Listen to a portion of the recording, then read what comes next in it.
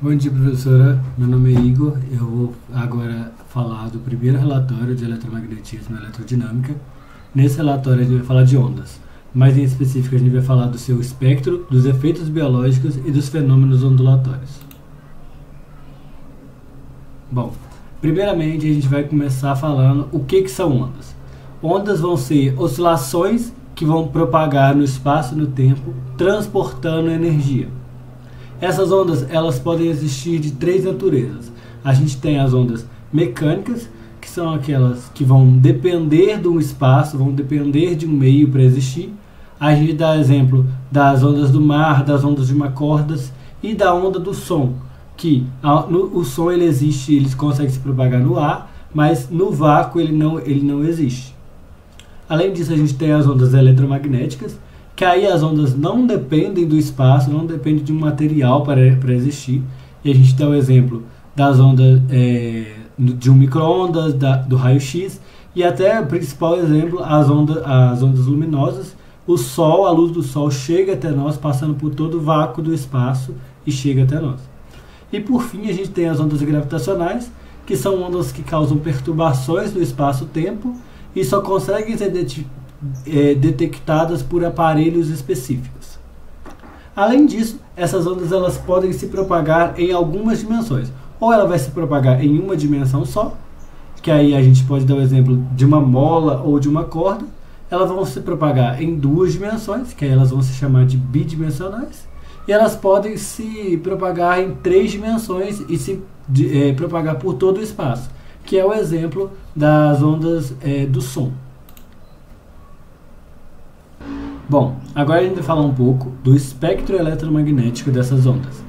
A gente viu que as ondas podem existir de três naturezas diferentes, mas a verdade é que ela está em todo o nosso cotidiano, elas estão presentes além das ondas que a gente consegue ver.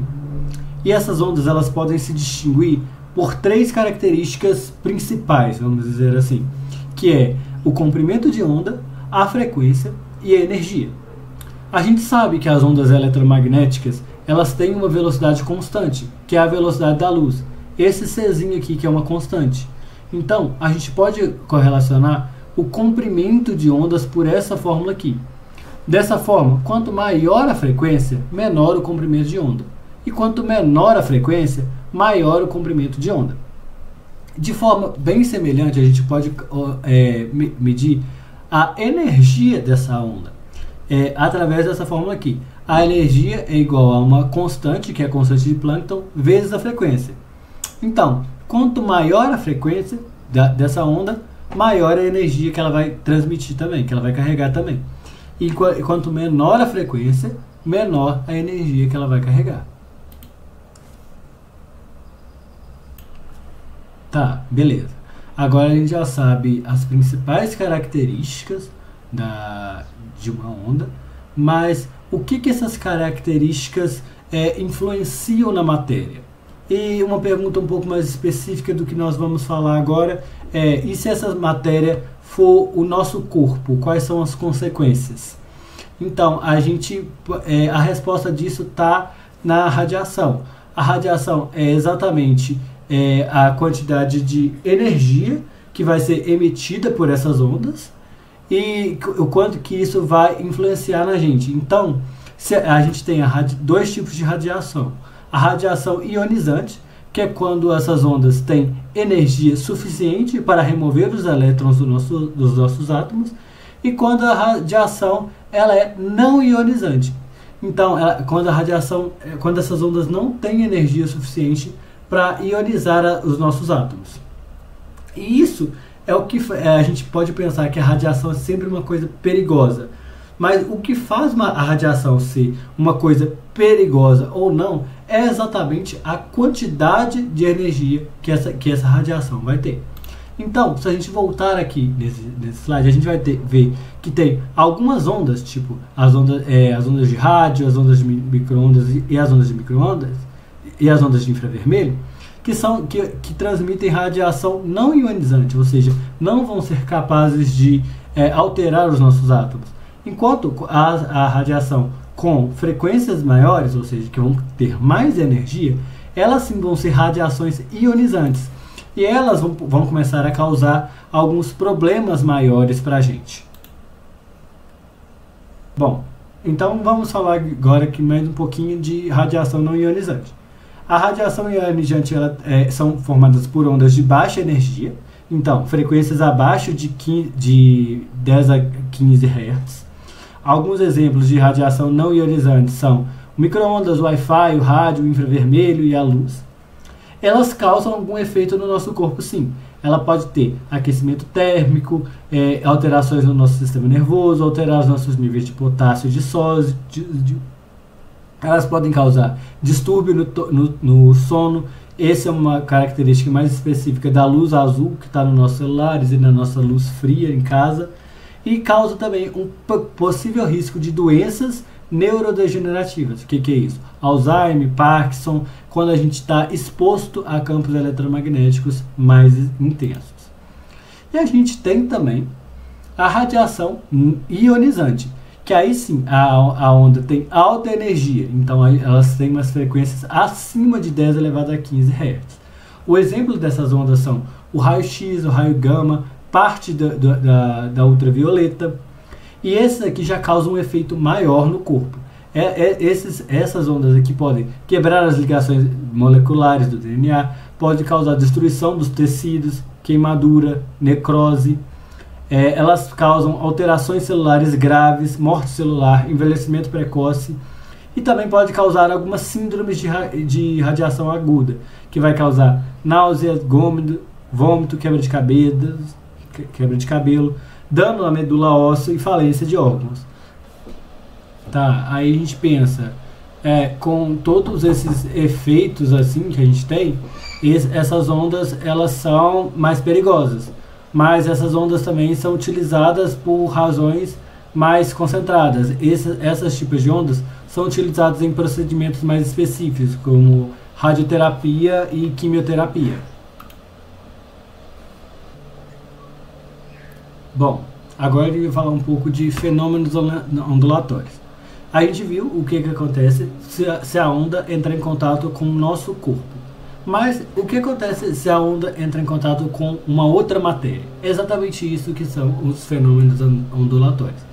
E existem vários tipos de fenômenos ondulatórios. O primeiro deles que a gente vai ver aqui é a reflexão. A onda ela vai retornar ao meio de origem após incidir com uma superfície. Ela não vai passar por um outro meio. Então, coloquei 3 exemplos aqui. Uma onda luminosa vai chegar numa superfície e vai ser refletida pela superfície. Mesma coisa de uma corda. Se a gente balançar uma corda, na hora que ela chegar numa superfície, ela vai voltar. Vai bater na superfície e vai voltar. E uma onda sonora ela vai bater numa parede e vai ser refletida. Além disso, essa imagem aqui ainda mostra 2 outros fenômenos que a gente vai ver logo aqui na frente. O primeiro é a absorção. Então, nessa absorção, a onda vai encontrar com um material e vai ser retida por esse material. Ele vai absorver mesmo a energia desse material. E essa energia vai virar calor, vibração ou até alguma reação química. Outro fenômeno é o fenômeno ondulatório. Então, a onda vai mudar o meio de propagação. Um exemplo é a luz do sol, quando a gente vê a luz do sol batendo num ângulo, batendo num lago, e a gente consegue ver o que está lá embaixo. Então, se a gente tiver um peixe, a gente sabe que esse peixe não vai estar exatamente ali no lugar que a gente vai estar vendo. Ele vai estar um pouquinho acima, um pouquinho abaixo, dependendo do ângulo de refração. Refração também, outro exemplo, é quando a gente tem a refração em uma corda. A gente tem 2 cordas de superfícies, de espessuras diferentes assim. Se a gente balançar uma corda, quando ela chegar nessa superfície, ela vai sofrer um fenômeno de refração ali. A intensidade dessa onda ela vai mudar, que a amplitude dessa onda vai aumentar nessa segunda aqui. Além disso, acontece também uma difração aqui embaixo, uma refração aqui embaixo. Uma reflexão ali embaixo, gente. Outro fenômeno é a difração. A difração ela contorna obstáculos. Então a gente tem uma onda chegando aqui nessa superfície, e essa superfície tem alguns buracos, vai impedir a passagem dessa onda, mas tem alguns buracos que vai permitir a onda passar. A mesma coisa acontece com a difração luminosa. Outro exemplo aqui do lado. A interferência. Interferências são pulsos ou sentidos, ondas, são pulsos de onda. Então, se a gente tiver uma onda de um lado e uma outra onda do outro lado, no momento que essas ondas se encontrarem, vai ter uma interferência. E essa interferência ela pode ser construtiva ou destrutiva. Então, se as duas ondas estiverem no mesmo sentido, as duas estiverem para cima aqui, na hora que elas se encontrarem, o sinal delas vão se somar. Se as ondas estiverem em sentidos contrários, na hora que elas se encontrarem, elas vão deixar de existir aqui. Outro fenômeno é a ressonância. Então, todos os materiais eles vão estar vibrando em uma certa frequência. E se tiver uma vibração externa a essa frequência, na mesma frequência, outro material vibrando na mesma frequência, essa outra frequência vai interferir no material. Um exemplo é uma ponte que está vibrando em determinada vibração, e o vento vem e começa a vibrar nessa mesma vibração também. Então a ponte vai começar a se mexer e vai vibrar nessa mesma frequência do vento. E aqui esse é um movimento que eu experimento, que um professor aqui vai bater aqui, gerar uma frequência, umas ondas em determinada frequência, e se for a mesma frequência desse outro aqui, esse outro vai vibrar e vai fazer até as moléculas, outro material que está encostado nele, vibrar também. O outro é a polarização, é quando uma oscilação de uma onda eletromagnética é restringida a vibrar em determinada direção. Então a gente tem dois exemplos aqui de ondas tridimensionais. Essas ondas estão vibrando ali em três direções diferentes. Elas vão passar por um filtro. A partir do momento que elas passam por um filtro, apenas uma direção que consegue. Outro tipo de filtro também, de polarização, a gente tem uma onda tridimensional aqui. Quando ela bate nesse filtro, ela é refletida para uma outra direção. E por último, a gente tem a pressão da radiação, que apesar das ondas eletromagnéticas elas não possuem massa, elas carregam energia no seu momento linear. Isso significa que quando elas atingem uma superfície, elas começam a exercer força nessa superfície. E a intensidade, essa intensidade ela é representada por metade da velocidade da luz, vezes a permissividade do vácuo, vezes o valor de pico do campo elétrico aqui, elevado ao quadrado. E essa intensidade dividida pela